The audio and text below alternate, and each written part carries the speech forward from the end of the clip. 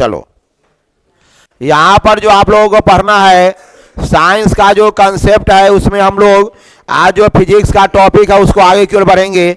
ये संभवतः फिजिक्स का क्लास का तीसरा आप लोगों के पास एक वीडियो आपके पास आया। आप ध्यान दो, यहां पर कुछ चीजें और भी केयर करनी है आप लोगों को, कुछ चीजें और भी केयर करनी है।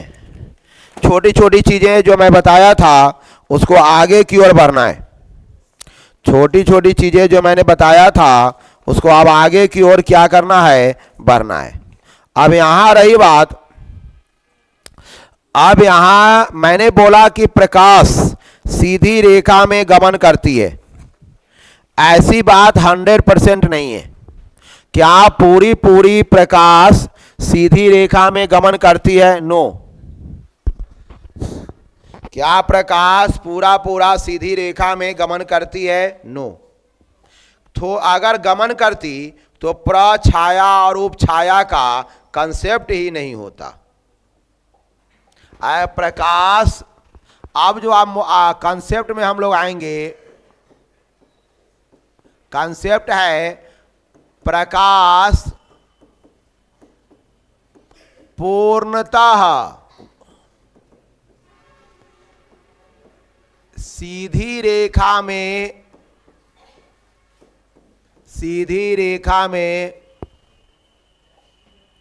गमन नहीं करती।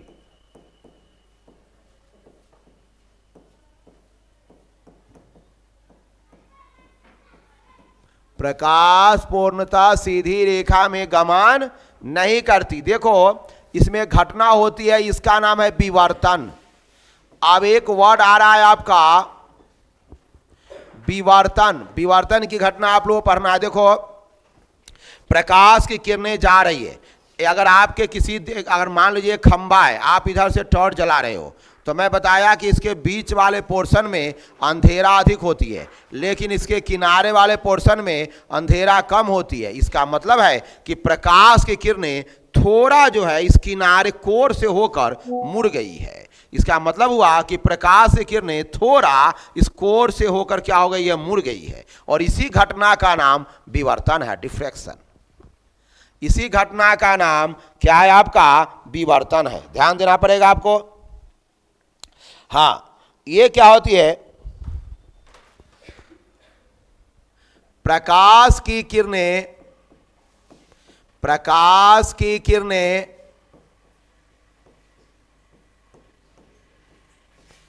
तीखे, माने एकदम तीक्ष्ण, तीखे कोर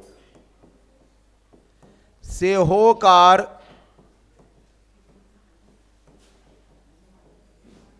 मोड़ जाती है। तीखे कोर से होकर क्या हो जाती है, वह मुड़ जाती है। तीखे कोर से होकर, मैं नई डिफिनेशन बना रहा हूं आपके लिए, मुड़ जाती है।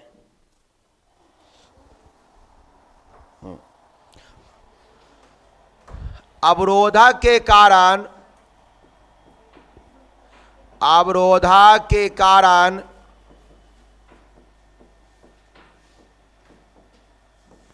प्रकाश के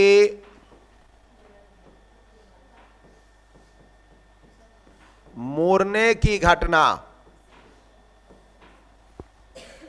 को हम लोग नाम देते हैं विवर्तन। थोड़ा स्टैंडर्ड क्लास है ये आपका।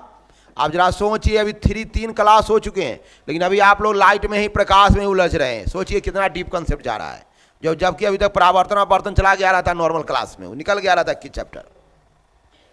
पूरा कोशिश करेंगे एक एक टॉपिक क्लीन कर दिया जाए, कहीं कुछ नहीं बचेगा। अवरोधक कारण प्रकाश की मुड़ने घटना को भी हम लोग क्या कहते हैं, विवर्तन कहते हैं।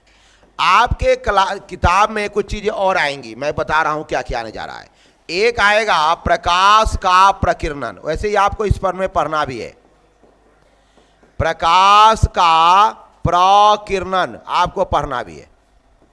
ये क्या होती है, अगर मान लीजिए प्रकीर्णन को समझना है तो एक समझ लेते हैं। ये वायुमंडल में बहुत सारे धूल कण हैं और यहाँ पर सूर्य की रोशनी है, और ये सूर्य की रोशनी, प्रकाश आया कहाँ, धूल कण पर। ये आपके कैसे हैं, धूल कण हैं। और यहाँ पर क्या आ गया, प्रकाश। ये सूरज है, मान लो सूरज, सन है।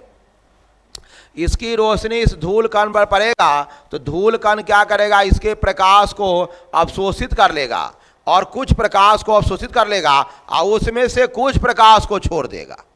यानी ये धूल कण करेंगे क्या, ये धूल कण प्रकाश के कण को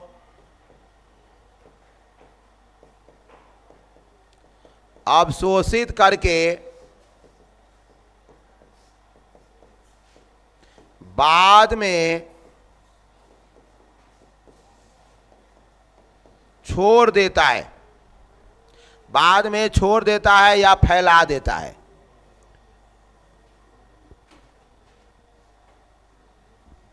कौन धूल कण, ऐसे परिभाषा लिखूंगा। वैसे आपको प्रकीर्णन इस पढ़ना भी है, प्रकाश का प्रकीर्णन पढ़ना है। धूल कण या अन्य, अभी तो आपको इंट्रोडक्शन दे रहा हूं। अन्य कण जो प्रकाश को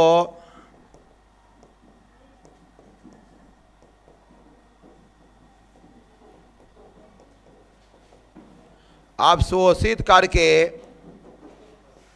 जो प्रकाश को अवशोषित करके उसका कुछ हिस्सा, कुछ भाग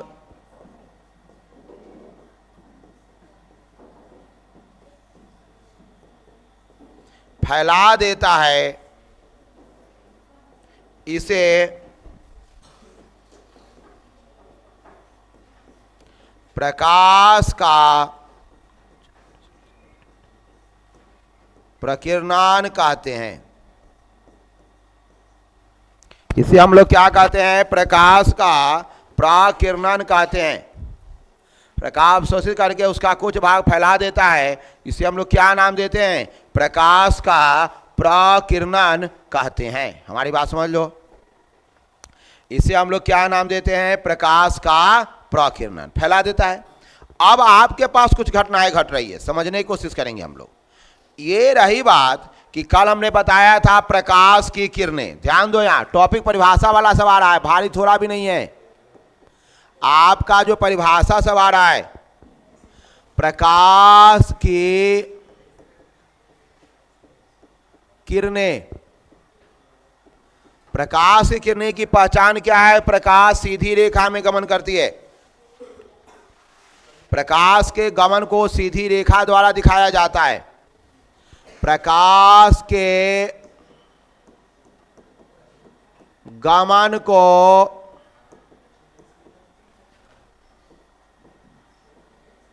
सीधी रेखा द्वारा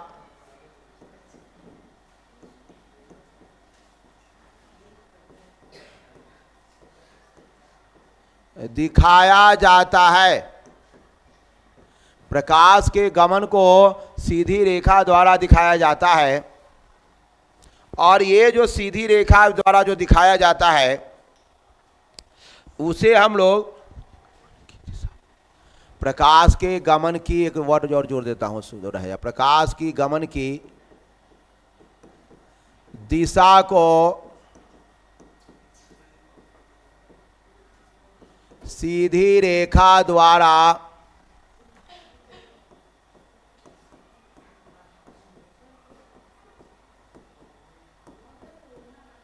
दिखाया जाता है। इसे हम प्रकाश की किरणें कहते हैं।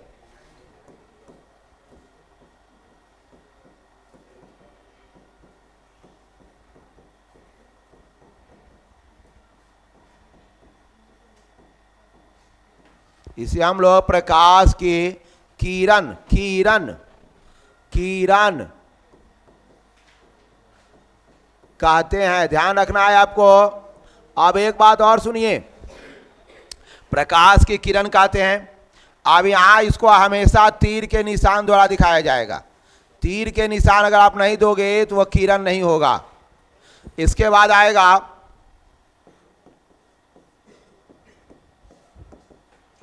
किरण के समूह को, किरण के समूह को, किरणों के समूह को हम लोग किरण पुंज कहते हैं। किरणों के समूह को किरण पुंज कहते हैं। ध्यान देना है आपको। किरणों के समूह को हम लोग क्या नाम दे रहे हैं? किरण पुंज दे रहे हैं।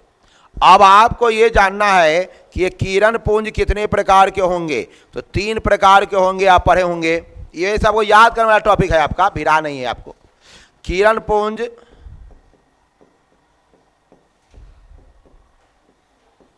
किरण पुंज 3 प्रकार के होते हैं। किरण पुंज जो है 3 प्रकार के होते हैं। पहला देखो यहां पर, समांतर किरण पुंज, एकदम हल्का टॉपिक है आपका।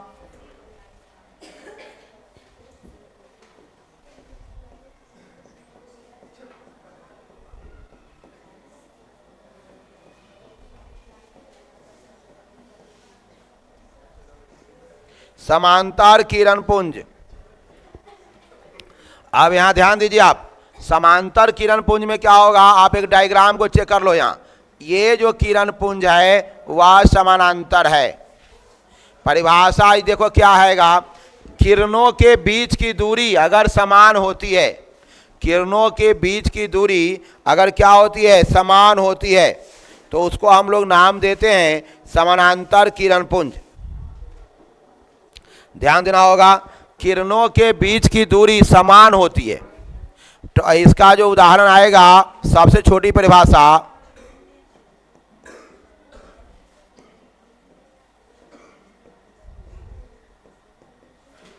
किरणों के बीच की दूरी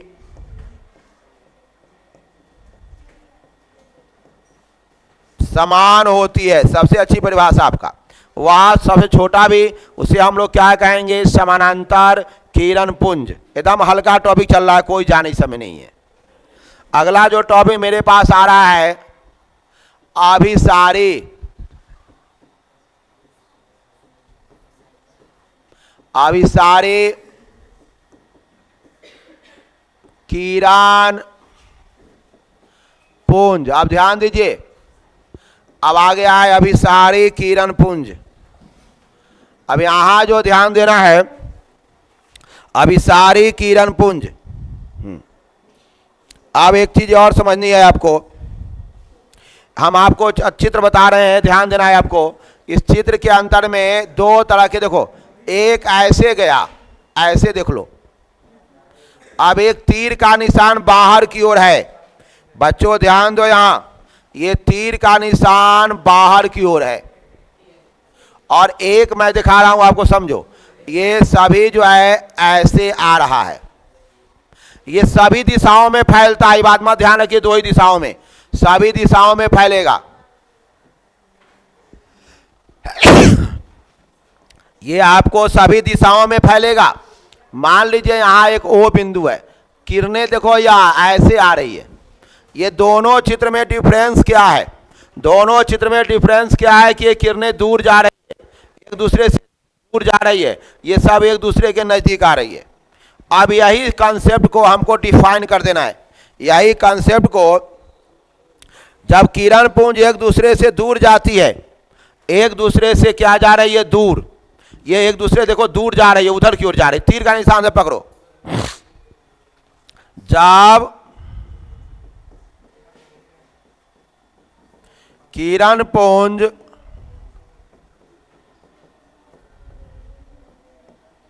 एक दूसरे से दूर जाती है, अर्थात बीच की दूरी, बच्चे ध्यान दो, यहां बीच की दूरी बढ़ती जाती है, या बीच की दूरी बढ़ती जाती है, तो वह आपसारी किरण पुंज।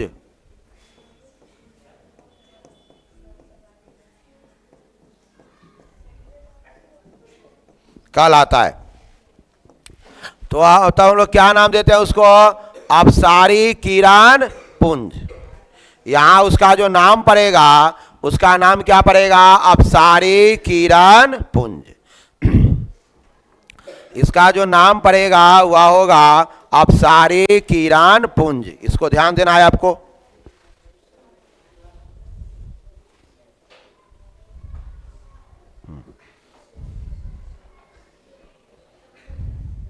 इसको जो है ध्यान देना होगा, अपसारी किरण पुंज। चलिए ध्यान दीजिए। अब यहां जो है ध्यान दो, अब यहां सुनो।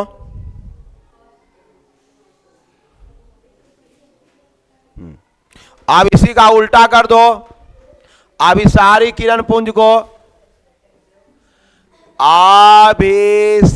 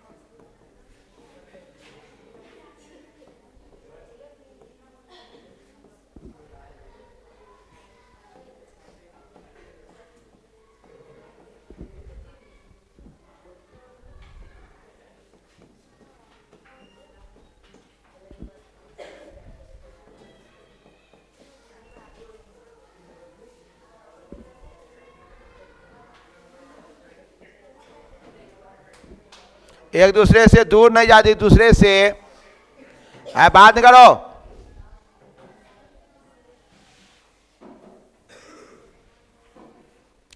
जब किरण पुंज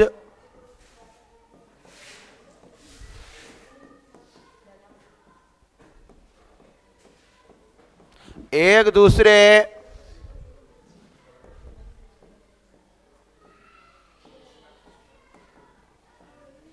दूसरे के नजदीक आती है,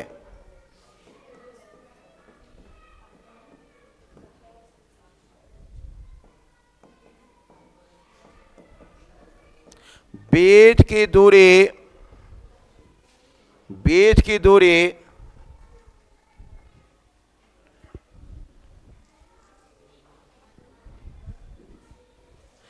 घटती जाती है।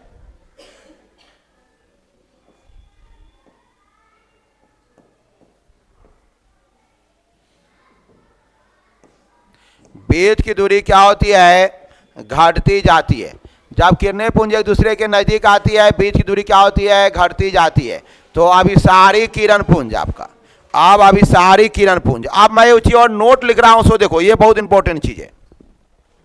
कभी कभी तुम सोचता होगा कि सर अगर हम इसको एक दूसरे में बदलना है, सेंस लगाओ, कोई कहेगा कि मुझे अभिसारी लेंस को अभिसारी को अपसारी में बदलना है, तो एक किरण पुंज को दूसरे किरण पुंज में बदलने के लिए हम लोग दर्पण और लेंस का प्रयोग करते हैं। पूछा जाएगा कि भाई दर्पण लेंस ही मैं क्यों पढ़ूं? जवाब यहां पर है क्योंकि एक किरण पुंज को दूसरे किरण पुंज में बदलने के लिए दर्पण और लेंस का उपयोग किया जाता है। बहुत बड़ा कंसेप्ट है, जिंदा कंसेप्ट यही है। एक प्रकार के किरण पुंज को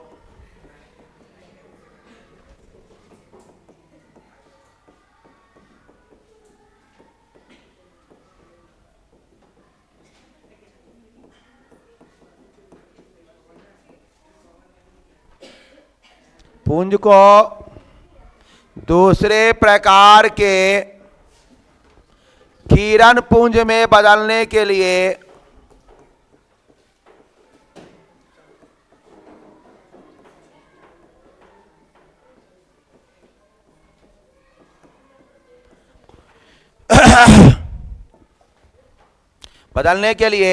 हम लोग दर्पण और दूसरा लेंस हम लोग प्रयोग करते हैं, याद रखना, इसलिए हम लोग दर्पण लेंस का प्रयोग करते हैं, अध्ययन करते हैं।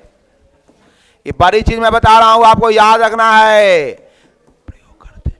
पूछा जाएगा कि दर्पण लेंस क्यों पढ़े भाई? क्योंकि एक दूसरे में बदलने में किरण पुंज को ये काम आता है। अब आपके पास कुछ और भी टॉपिक आएगा। क्या आएगा उसमें हम पहले बता रहे हैं, कुछ टेक्निकली चीजें मैं बता रहा हूं आपको। सबसे बड़ी चीज है कि हम जो जिस प्रकाश को देखते हैं, ये घटनाएं देखिए, नोट नंबर 1, नोट नंबर 2, हम लोग जिस प्रकाश को देखते हैं वह हम लोग सभी प्रकाश को नहीं देख सकते हैं। एक निश्चित तरंग दैर्ध्य वाले प्रकाश को ही हम लोग देख सकते हैं, जिसको हम लोग दीर्घ प्रकाश कहते हैं। ये देखो, मानव कितना प्रकाश देख सकता है, इसको याद रखना है आपको, है 430 गुने 10⁹ मीटर से 430 गुने 10⁻⁻9 मीटर से 6 गुने 690 गुने इतना मीटर तरंग दैर्ध्य वाले प्रकाश को, तरंग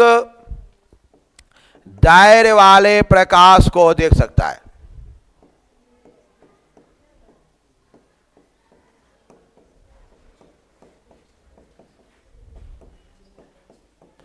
प्रकाश को क्या कर सकता है? देख सकता है। न इससे ज्यादा वाले प्रकाश को देख सकता है, ये बात याद रखना है। 630 गुने 10⁻⁹ से लेकर 36 गुने 10⁻⁹ मीटर से लेकर 690 गुने 10⁻⁹ मीटर तरंग दैर्ध्य वाले प्रकाश को मनुष्य क्या कर सकता है? देख सकता है। इसे ज्यादा वाला भी नहीं देख सकता है, इसे कम वाला भी नहीं देख सकता है। अब रही बात, छोटी चीजें हम आपको बता रहे हैं, इसको ध्यान देने की जरूरत आपको है। क्या होता है देखो, अब यहां कुछ टॉपिक आएगा और उस टॉपिक को हम लोग समझेंगे। अब रहा परावर्तन अपवर्तन, और इसको हमें समझना है। एक दो टॉपिक और आने जा रहा है। कहने का अर्थ क्या है, पहले हम दर्पण की बनावट की बात करेंगे। पहले आपको जो हमारा कंसेप्ट है, जैसे कोई पूछेगा कि आपका परावर्तक सतह, एक वर्ड हम लोग लिख रहे हैं, परावर्तक सतह। परावर्तक सतह कौन होता है? ध्यान दीजिए, यहां पर बड़ी अच्छी चीज समझा रहा हूं मैं। परावर्तक सतह वह होता है जो जहां से प्रकाश की किरणें परावर्तित हो जाती है। तो परावर्तक सतह होने के लिए क्या जरूरी है? परावर्तक सतह जरूर होने के लिए जरूरी है अपारदर्शक वस्तु। तो क्या सर? अपारदर्शक वस्तु। अब यहां सुनिए, अब इसको अगर आप, तुम्हारे पास एक दर्पण की बात करूंगा, क्योंकि तुम्हारा इस चैप्टर में दर्पण पढ़ना है। तो दर्पण जो होगा ना, जैसे मान लिया परावर्तक सतह में, एक उदाहरण के लिए दर्पण, तो क्या आपका दर्पण जो है परावर्तक, उदाहरण के लिए हम लोग लेते हैं, यहां दर्पण लेते हैं, उदाहरण है तो क्या लिखते हैं? दर्पण। समझिए बात को आप, उदाहरण के लिए हमारा पास आ गया दर्पण। अब सुनो, दर्पण से प्रकाश की किरणें आर पार भी चली जाती है। यानी अगर दर्पण का पिछला पोर्शन रंगा हुआ नहीं होगा तो क्या हो जाएगा? आर पार चली जाती है। अब मैं बता रहा हूं, एक दर्पण ले रहा हूं, ये दर्पण अगर सीधा दर्पण है, इसका सीधा मतलब है कि इसमें ये परावर्तक सतह नहीं हुआ। परावर्तक सतह मतलब परावर्तन की घटना होना, परावर्तन की घटना होना माने लौटना। परावर्तक सतह मतलब परावर्तन की घटना होना। और अच्छा से लिख देता हूं मैं, दूसरा पॉइंट इसका होगा प्रकाश के किरणों को लौटना। प्रकाश की किरणें लौटना। कोई पूछेगा लौटाने वाला सतह, लौटाने वाला सतह, लौटाने वाली सतह। ध्यान देना है आपको, यहां लौटाने वाली सतह वही अपरावर्तक सतह होगा। सीधा आईना है, मान लो ये आपके पास आईना है, मुंह देखने वाला, जब मुंह हाथ टेढ़ कर देखता है में, ये समतल दर्पण है क्या? नो। ये समतल दर्पण नहीं है, क्योंकि जब तक देखो ये परावर्तक सतह है, ये क्या होना चाहिए, रंगा हुआ होना चाहिए। ये जो सतह है, पहले समझिए यहां पर, ये सतह क्या होना चाहिए, रंगा हुआ होना चाहिए। ये सतह रंगा हुआ होना चाहिए, ध्यान रखो ना, ये सतह क्या होना चाहिए, रंगा हुआ होना चाहिए। कौन चीज से रंगा जाता है, देखो ये हुआ रजतित, रजतित सतह लिखा रहता है। रजतित सतह मतलब देखो यहां पहले वर्ड सुनिए, रजत माना होता है चांदी, चांदी से रंगा हुआ। पहला क्या होता है, इस पर चांदी का लेप।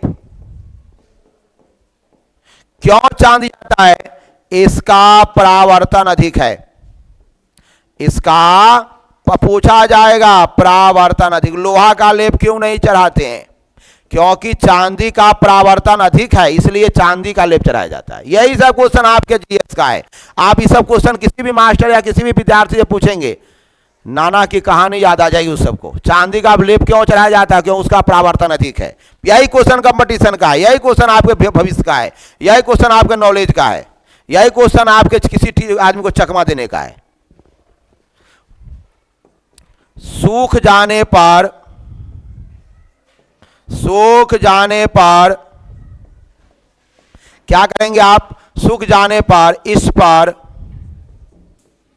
सूख जाने पर इस पर गहरे रंग का लेप चढ़ा दिया जाता है। गहरे रंग का लेप।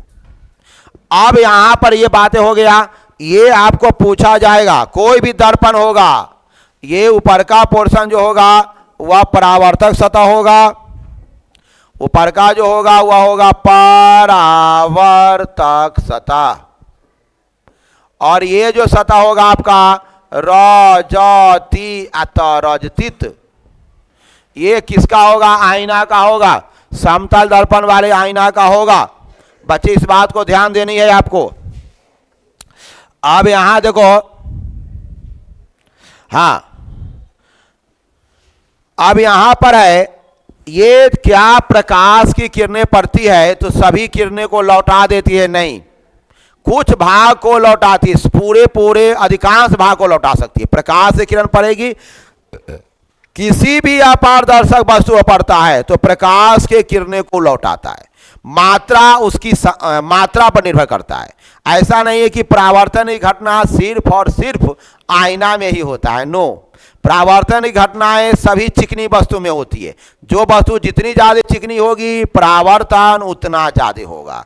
आई रिपीट, कोई भी वस्तु जितनी चिकनी होगी उतना ज्यादा उसका परावर्तन होगा। अगर आप नई गाड़ी खरीद के लाते हैं, उसमें भी आप चेहरा देखेंगे तो आपको आईना की तरह चेहरा दिखाई पड़ेगा। कोई आप अच्छा मकान है तो उसमें भी आप देखोगे तो तुम्हारा लाइट में देखो तुम्हारा लगेगा चेहरा दिखाई पड़ रहा है, वहां भी परावर्तन, जितनी वस्तु चिकनी उतना परावर्तन। ये मत समझना कि केवल परावर्तन आईना में होता है। अगर चिकना, जितनी वस्तु चिकनी होगी उसके बीच का जो खांच जितना छोटा होगा, समझ जाना परावर्तन उतना ज्यादा होगा। अगले दिन के क्लास में फिर मिलते हैं, इसके साथ बहुत सारी फिजिक्स के कंसेप्ट और साइंस के कंसेप्ट के साथ आप लोग से मुलाकात होती है, और साथ साथ हिंदी व्याकरण का भी एक नया सीरीज भी शुरू होने वाला है। इसलिए आप लोग बने रहिएगा, देखते रहिएगा, नॉलेज प्राप्त करते रहिएगा। ये पढ़ने के बाद फिर आप लोगों को साइंस के बारे में सोचने की जरूरत नहीं पड़ेगी। तब तक के लिए सभी स्टूडेंट्स को good evening, all students good evening.